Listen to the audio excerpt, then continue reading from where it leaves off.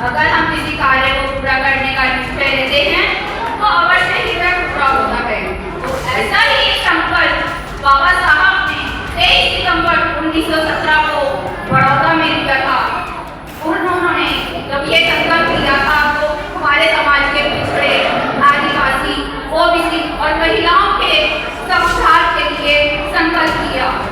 उन्होंने क्या संकल्प लिया, आखिर उस दिन क्या हुआ बाबा साहब के साथ जो उन्होंने संकल्प लिया, तो उसी के बारे में मैं थोड़ा सा ही बताना चाहूँगी। बाबा साहब सभी जानते हैं पढ़ने में बहुत होशियार थे, मेधावी के स्टूडेंट थे, लेकिन स्कूल में उनके साथ बहुत ही दुर्व्यवहार होता था। उन्हें कक्षा के बाहर बिठाया जाता था, उनको मटके से पानी नहीं पीने दिया जाता था, लेकिन बाबा साहब फिर भी मन लगा कर पढ़ाई करी। क्यों? क्योंकि उनको पढ़ने का बहुत शौक था, इसलिए उन्होंने मन लगा के पढ़ाई करी। तब बड़ौदा के महाराज श्री आजीराव गायकवाड़ ने उन्हें कोलंबिया यूनिवर्सिटी में पढ़ने के लिए लोन दिया, लेकिन उस लोन के बदले उन्होंने यह शर्त रखी कि जब आप कोलंबिया यूनिवर्सिटी से पढ़कर आएंगे तो आपको 10 साल बिना पैसे के आपको बड़ौदा के राज दरबार में नौकरी करनी पड़ेगी 10 वर्ष के लिए। बाबा साहब ने यह मान लिया। क्यों? क्योंकि उन्हें पढ़ाई करनी थी। वो कोलंबिया यूनिवर्सिटी पढ़ाई पूरी करने गए और जब पढ़ाई पूरी करके आए तो शर्त के मुताबिक उन्हें महाराज के दरबार में नौकरी करनी थी। वो स्टेशन से जब पहुंचे तो उनका सामान लेने कोई नहीं गया। श्री आजीराव ने कहा था कि बाबा साहब को स्टेशन से लेकर आना, लेकिन उन्हें लेने कोई नहीं गया। और दरबारियों ने यह खबर फैला दी कि कोई अछूत राजा के दरबार में नौकरी करने आ रहा है, तो उनके पास कोई नहीं गया। बेशक दरबार में उन्हें वित्त सचिव का पद दिया गया था। वित्त सचिव का पद बहुत बड़ा पद, जैसे आज IAS अफसर का होता है, उस समय में होता था। लेकिन इतना बड़ा पद होने के बाद भी बाबा साहब को बहुत सी मुश्किलों का सामना करना पड़ा, जिसमें सबसे बड़ी मुश्किल थी रहने के लिए घर।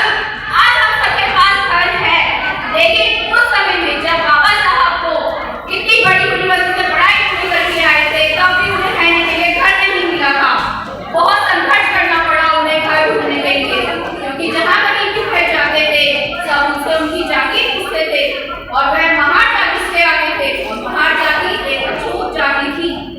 तो बाबा साहब की जाति सुन के कोई भी उन्हें घर नहीं देता था।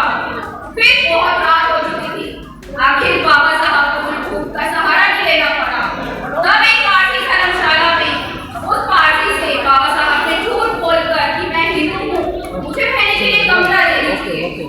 पार्टी ने तब उन्हें हिंदू समझ के कमरा दे दिया, लेकिन बाबा साहब की मुश्किलें यहाँ कम नहीं हुई और बाबा साहब ने हार नहीं मानी। जब वह दरबार में काम करने के लिए गए तो उनके साथ वहाँ भी बहुत दुर्व्यवहार हुआ। बेशक वह इतने बड़े पद पर थे, लेकिन फिर भी सब लोग दरबारी जो थे उनको फायदे दूर से फेंक के दिए थे। अगर आपको कोई दूर से फेंक कर देगा तो कैसा लगेगा आपको? सोचो, जो कोलंबिया यूनिवर्सिटी से पढ़ाई पूरी करके आया है इंसान, उसके आगे फेंक कर दी जाती है, लेकिन वो तब भी चुपचाप काम करते रहे। दरबारी उनके आने पे कमरा कमरा छोड़ के चले जाते थे। लाइब्रेरी में उनके पढ़ने का समय अलग रखा हुआ था। क्यों? क्योंकि जब वह आते थे तो सभी बाहर निकल जाते थे। वह लाइब्रेरी में रात को अकेले बैठ के पढ़ते थे, लेकिन फिर भी उन्हें जब वापस में राजा का लोन चुकाना था, इसलिए वह वहाँ पे इतना कहते रहे कि नहीं, मुझे राजा का लोन चुकाना है तो मुझे यहाँ रहना पड़ेगा। बहुत दुर्व्यवहार होता था। जिस पार्टी धर्मशाला में वो रह रहे थे, जब लोगों को पता लगा, वहाँ